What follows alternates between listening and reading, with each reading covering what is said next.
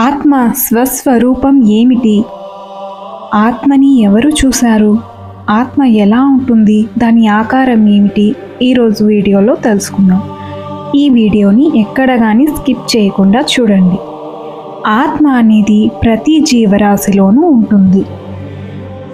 ఆత్మని వేదాలు ఇలా చెప్పాయి: నామాతీత, గుణాతీత, రూపాతీత. నామాతీత అంటే దానికి పేరు లేదు.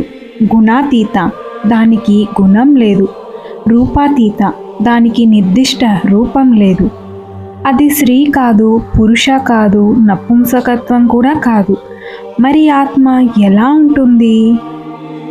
భగవద్గీతలో కృష్ణుడు ఆత్మ సిద్ధాంతాన్ని వివరించాడు. ఆత్మకు రూపం లేదు, అది ఒక దివ్యశక్తి. ఆత్మ నాశనం కానిది, ఏ శస్త్రం ఛేదించలేనిది, అగ్ని దహించలేనిది, నీరు తడపలేనిది, వాయువు ఆర్పలేనిది. ఆత్మ అమరమైనది, మార్పు లేనిది, నాశనం చేయలేనిది. మరి ఆత్మ ఎలా ఉంటుంది?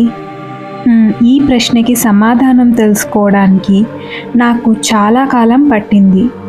ఆత్మ అంటే ఏదో కాదు, ఆత్మ అంటే శ్వాస. ఎప్పుడైతే మన శరీరం నుండి శ్వాస ఆగిపోతుందో అప్పుడే మనం ప్రాణాలు వదిలేస్తాం, అవునా? శ్వాసకి రూపం లేదు, శ్వాసకి పేరు లేదు, శ్వాసకి గుణం లేదు, శ్వాసకి నిర్దిష్ట ఆకారం లేదు, శ్వాసకి లింగభేదం లేదు. అది సర్వజీవరాశుల్లో ఒకే రకంగా ఉంటుంది. ఆత్మకి జాతి, కుల, మత భేదాలు ఇవేవీ లేవు. సర్వజీవరాశుల్లోనూ ఒకే రకంగా ఉంటుంది శ్వాస.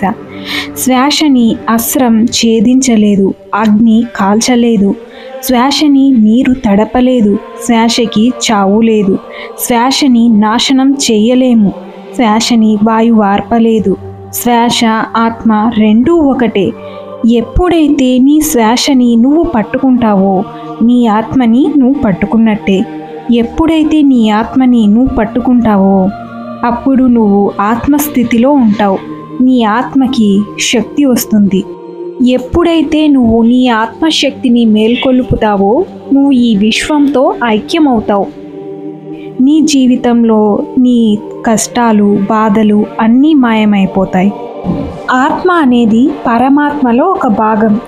జీవాత్మ తన జ్ఞానంతో పరమాత్మను చేరుకున్నప్పుడు రెండూ ఒకటే అని తెలుసుకుంటుంది. ఆత్మలో 3 రకాలుంటాయి. 1 పరమాత్మ, 2 జీవాత్మ, 3 ప్రేతాత్మ.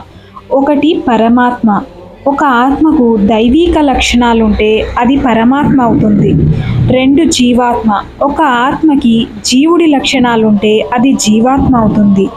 3 ప్రేతాత్మ.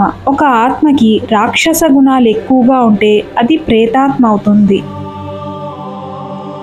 సో ఈ వీడియో మీకు నచ్చినట్టయితే లైక్ చేయండి, షేర్ చేయండి, తప్పకుండా సబ్స్క్రైబ్ చేసుకోండి.